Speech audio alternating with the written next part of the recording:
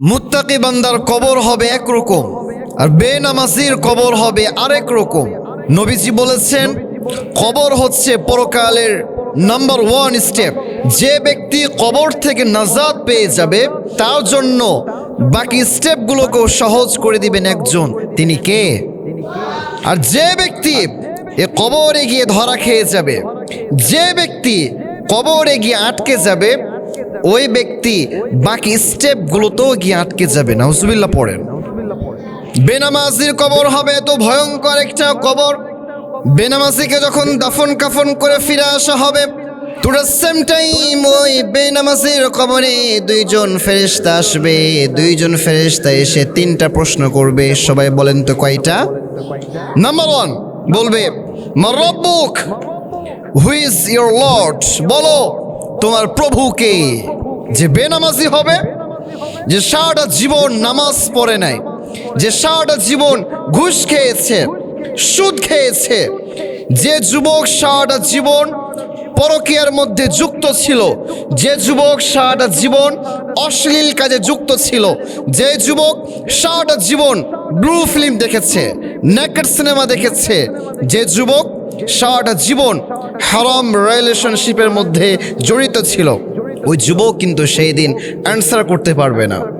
তাকে যখন বলা হবে বলো মা রব্বুক, হু ইজ ইয়োর লর্ড, তোমার রব কে? সে বলবে হা হা লা আদিরি, আমি কিছুই জানি না, আমি কিছুই জানি না। 2 নম্বরে প্রশ্ন করা হবে বলো ওয়ামা দীনুক, what is the name of your religion, বলো তোমার ধর্মের নাম কি? 2 নম্বরের প্রশ্নের উত্তরও বলবে হা হা লা আদিরি, হাই হাই আমি কিছুই জানি না, কিছুই পারি না। 3 নম্বরে প্রশ্ন করা হবে বলো ওয়ামা নবিয়ুক, হু ইজ ইয়োর প্রফেট, তোমার নবীকে বলো। আরেকটা ছবি দেখানো হবে আর বলবে আতারিফু মান হাযা রাজুল, do you know this person, who is he, দেখো তো চিনা যায় কে ব্যক্তি। বেনামাজি তো সারাটা জীবন নামাজ পড়ে নাই, সারাটা জীবন সুদ খেয়েছে, ঘুষ খেয়েছে, সারাটা জীবন যুবক হারাম রিলেশনশিপে জড়িত থেকেছে, সারাটা জীবন ব্লু ফিল্ম দেখেছে, নেকেড সিনেমা দেখেছে। কলিজার টুকরা যুবক, যে চোখ দিয়ে তুমি আজকে ব্লু ফিল্ম দেখছো, যে হাত দিয়ে আজকে হারাম রিলেশনশিপের জন্য মেসেজ লিখছো তুমি, এই হাত কিন্তু in the day of judgement, কিয়ামতের ময়দানে তোমার বিপক্ষে সাক্ষী হয়ে দাঁড়িয়ে যাবে। এই চোখ তোমার বিপক্ষে সাক্ষী হয়ে দাঁড়িয়ে যাবে। তোমার কান তোমার বিরুদ্ধে সাক্ষী দিবে, তোমার হাত তোমার বিরুদ্ধে সাক্ষী দিবে, তোমার পা তোমার বিরুদ্ধে সাক্ষী দিবে। আল্লাহ তাআলা এই কথাটাই সূরাত ইয়াসিনের মধ্যে বলছেন। সুবহানাল্লাহ পড়েন। আল্লাহ তাআলা বলছেন আল-ইয়াওমা নাখতিমু আলা আফওয়াহিহিম ওয়া তুকাল্লিমুনা আইদিহিম ওয়া তাশহাদু আরজুলুহুম বিমা কানু ইয়াকসিবুন। আল্লাহ বলবেন আজকে তোর মুখ বন্ধ, আজ তোর হাত কথা বলবে, আজ তোর পা কথা বলবে। তোর এই হাত কোন কোন খারাপ জিনিস স্পর্শ করেছে, তোর এই আঙ্গুল কথা বলবে কোন কোন বেগানা নারীর সাথে চ্যাটিং করেছে। আজ তোর পা কথা বলবে, তোর এই পা দিয়ে কোথায় কোথায় তুই কোন কোন গানের কনসার্টে গিয়েছিস। সেদিন আমাদের হাত কথা বলবে, পা কথা বলবে। কলিজার টুকরা যুবক, please think about this matter. এই বিষয়টা নিয়ে একটাবার কল্পনা করো না, কি হবে আমাদের জীবনটা, কেমন হবে কবরের জীবন। কবরের জীবনে যদি আপনি বেঁচে যান, আপনার সুখ দেখে কে? আর যদি ধরা খেয়ে যান, আযাব আর আযাব। যখন বেনামাজিকে 3টা প্রশ্ন করার পরে বেনামাজি একটা প্রশ্নের অ্যান্সার করতে পারবে না, এবার আল্লাহ বলবেন ফেরেশতা দাও এবার তার জন্য জাহান্নামের দরজাগুলো খুলে দাও। জাহান্নাম থেকে জাহান্নামের কঠিন শাস্তি তার দিকে ধাওয়া করবে আর বলবে দাও এবার তাকে জাহান্নামের পোশাকগুলো পরিয়ে দাও। নাউজুবিল্লাহ পড়েন। জাহান্নামের দরজা তার দিকে খুলে দেওয়া হবে, জাহান্নামের ড্রেস তাকে পরিয়ে দেওয়া হবে। যুবককে এমন শাস্তি দেওয়া হবে, বেনামাজিকে এত কঠিন শাস্তি দেওয়া হবে, তার কবরে আল্লাহ তাআলা এত ভয়ঙ্কর সাপ পাঠিয়ে দিবে, এক দংশন দিবে, 70 হাত মাটির নিচে ঢুকে যাবে। আবার তাকে নিচ থেকে উপরে নিয়ে আসা হবে। যেমন তার ছোবলের বিষাক্ততা হবে, তেমন তার নখ হবে বিশাল বিশাল। এক ছোবলে 70 গজ নিচে ঢুকে যাবে। আবার তাকে নখ দিয়ে টেনে উপরে উঠানো হবে, আবার দংশন করবে, আবার 70 হাত নিচে ঢুকে যাবে। এইরকম ভাবে তার কবরে আযাব চলতেই থাকবে, চলতেই থাকবে। নাউজুবিল্লাহ পড়েন। আর এইদিকে যে ব্যক্তি মুত্তাকি বান্দা হবে, যে ব্যক্তি দুনিয়াতে নামাজ পড়েছে, যে ব্যক্তি দুনিয়ার জমিনে রোজা রেখেছে, মানুষকে কষ্ট দেয় নাই, মানুষের সাথে খারাপ ব্যবহার করে নাই, যে যুবক হারাম রিলেশনশিপের মধ্যে জড়িত হয় নাই, যে যুবক এই যৌবনকালে ব্লু ফিল্ম দেখে নাই, নেকেড সিনেমা দেখে নাই, ওই যুবকের কবরে কিন্তু 2 জন ফেরেশতা আসবে, এসে বলবে, বলো মার রব্বুক, হু ইজ ইউর লর্ড, বলো তোমার রব কে? ওই প্রশ্ন করার সাথে সাথে ওই যুবক বলবে, আরে মিয়া তুমি আমার রব চিনো আমাকে? যে রবের জন্য সারাটা জীবন কাটিয়ে দিলাম, যে রবকে সেজদা করার জন্য কত ধরনের ত্যাগ সহ্য করতে হয়েছে, যে রবকে সেজদা করার জন্য কতভাবে জুলুমের শিকার হতে হয়েছে, সে রবকে তুমি চিনাও? আরে আমার রব তো হচ্ছেন একজন, সব আওয়াজ দিয়ে বলেন তো তিনি কে? আল্লাহ আমার রব, এই রবি আমার সব, আল্লাহ আমার রব, এই রবি আমার সব, দমে দমে তনু মনে তারি অনুভব, দমে দমে তনু মনে তারি অনুভব, আল্লাহ আমার রব, এই রবি আমার সব। তোমার দুনিয়াতে আমি যেদিকে তাকাই, অথই নিয়ামতে ডুবে আছি সবাই। তোমার দুনিয়াতে আমি যেদিকে তাকাই, অথই নিয়ামতে ডুবে আছি সবাই। ঠিক কিনা বলেন? পুরা পৃথিবী যেই দিকেই তাকাবেন সব দিকে নিয়ামত আছে একজনের, সবে আওয়াজ দিয়ে বলেন তো তিনি কে? নাম্বার 2, 2 নম্বরে বলা হবে, বলো ওয়ামা দিনুক, what is the name of your religion, বলো তোমার ধর্মের নাম কি? যে মুত্তাকি বান্দা হবে, যে নামাজি বান্দা হবে, সে এক বাক্যে বলবে, আমার ধর্ম হচ্ছে ইসলাম। সুবহানাল্লাহ পড়ে। আমরা ইসলাম ধর্ম পেয়ে খুশি না বেজার? আমরা রবকে রব হিসাবে পেয়ে খুশি না বেজার? এজন্য আমরা 5 ওয়াক্ত নামাজের পরে পড়ি, রাদিতু বিল্লাহি রাব্বান ওয়া বিল ইসলামি দীনা ওয়া বিমুহাম্মাদিন রাসূলা। ও আল্লাহ, আমরা তোমাকে রব হিসাবে পেয়ে খুশি। ও আল্লাহ, আমরা ইসলামকে ধর্ম হিসাবে পেয়ে খুশি। ও আল্লাহ, আমরা মুহাম্মাদুর রাসূলুল্লাহ সাল্লাল্লাহু আলাইহি ওয়াসাল্লামকে নবী হিসাবে পেয়ে খুশি। সেই দিন যখন কবরের মধ্যে জিজ্ঞাসা করা হবে, বলা হবে তোমার ধর্ম কি? আমরা সবাই বলবো আমাদের ধর্ম হচ্ছে ইসলাম। ঠিক কিনা? 2 নম্বর আমরা বলবো আমাদের ধর্ম হচ্ছে ইসলাম। 3 নম্বর প্রশ্ন করা হবে, বলো ওয়ামা নাবিয়ুক, হু ইজ ইউর প্রফেট, তোমার নবী কে? তোমার নবীর নাম কি? এবার ওই যুবক বলবে, এবার ওই নামাজি বান্দা বলবে, আমার নবী হচ্ছে মুহাম্মাদুর রাসূলুল্লাহ সাল্লাল্লাহু আলাইহি ওয়াসাল্লাম। সাথে সাথে এই অ্যান্সার যখন দিবে, 3টা প্রশ্ন শেষ।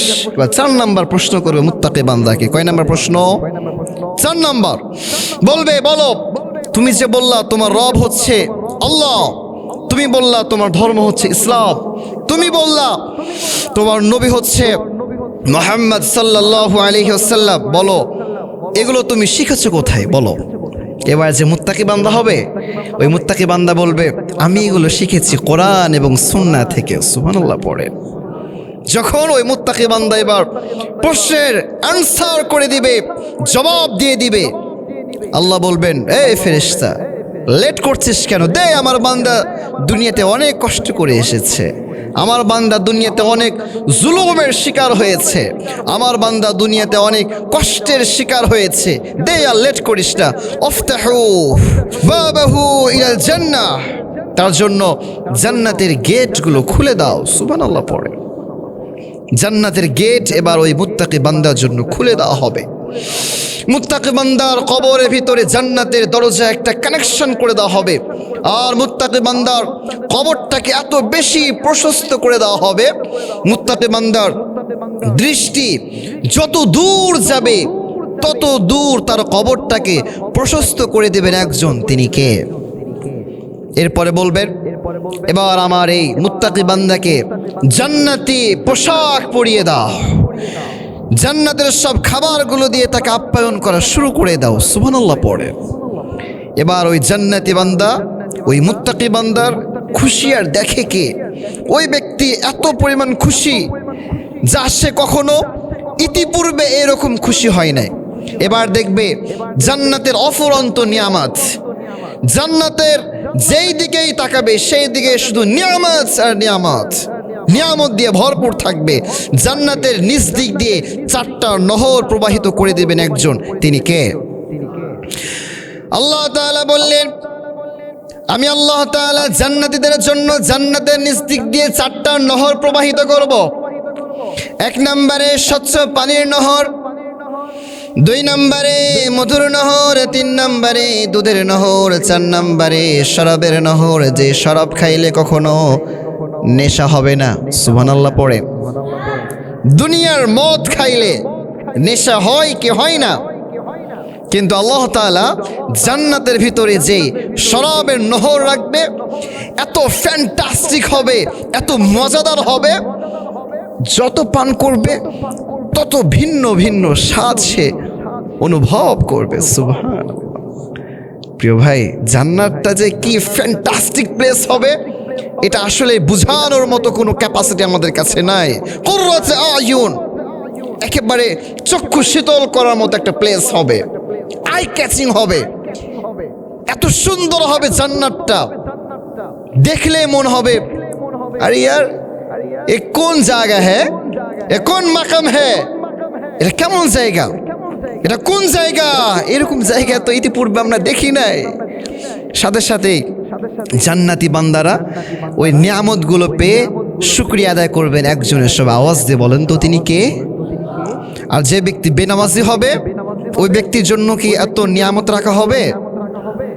ওই ব্যক্তির জন্য কবরে যেমন শাস্তি দেওয়া হবে, কবরে তার আরেকটা শাস্তি হচ্ছে তাকে এত ভয়ঙ্করভাবে কবরে 2 পাশ থেকে চাপ দেওয়া হবে, যে চাপের ফলে এক পাশের হাড়গুলো আর এক পাশে ঢুকে যাবে। এই যে আমার দিকে তাকান, আমার দিকে তাকান, এই যে আমাদের বডি আছে না, আমাদের এই বডির ভিতর দিয়ে এই জায়গাটা থেকে আমাদের এইটা হচ্ছে এক সাইড, এইটা হচ্ছে আরেক সাইড, এই দিকে হচ্ছে কিছু হাড়, এই দিকে হচ্ছে আরো কিছু হাড়।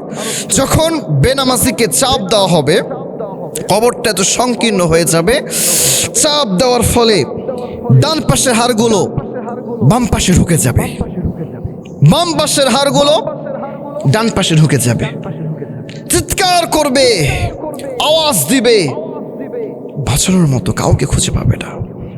প্লিজ কলিজার টুকরা যুবক যারাই আমাকে শুনছো, সবাইকে রিকোয়েস্ট করব, নামাজ ধরে নাও, নামাজ পড়া শুরু করে দাও। মাথায় রাখবা, যখন তোমার মৃত্যু হয়ে যাবে তোমাকে কিন্তু বাঁচানোর মতো আর কেউ থাকবে না।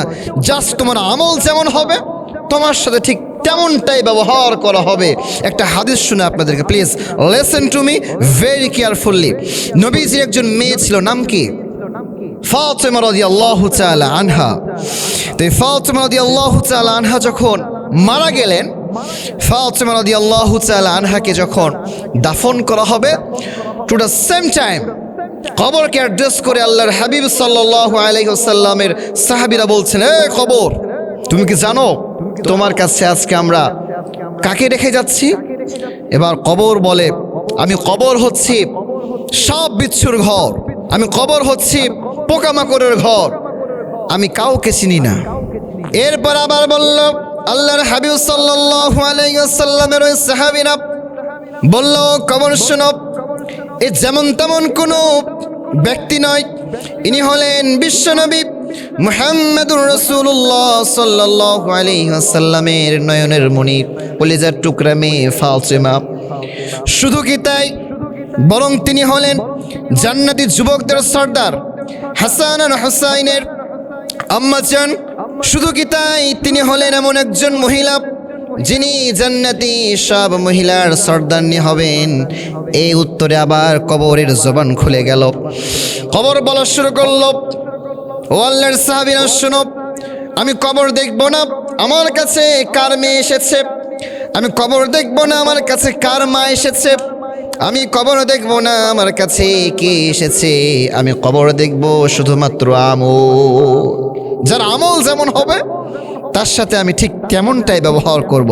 যার আমল সুন্দর হবে আমি তার সাথে সুন্দর ব্যবহার করব, আর যার আমল সুন্দর হবে না ব্যাস আমি তার সাথে খারাপ ব্যবহার করব। কলিজার টুকরা যুবক, আমি একেবারে তোমাদেরকে হাত জোর করে বলতে চাই, প্লিজ আল্লাহর পথে ফিরে আসো। Come back to our lord. আসো আমরা আমাদের রবের দিকে ফিরে আসি, আসো আমরা আমাদের ধর্মের দিকে ফিরে আসি। মাথায় রাখবা, তুমি যদি আজকে বেনামাজি হয়ে কবরে যাও কবরটা ভয়ঙ্কর হবে, নামাজি হয়ে কবরে যাও কবরটা জান্নাতের টুকরা হয়ে যাবে। আল্লাহ তাআলা প্রত্যেকটা যুবককে, আল্লাহ তাআলা প্রত্যেকটা ব্যক্তিকেই নামাজি হয়ে মুত্তাকি বান্দা হয়ে কবরে যাওয়ার তৌফিক দান করে দেন। সবাই পড়ছি আমিন।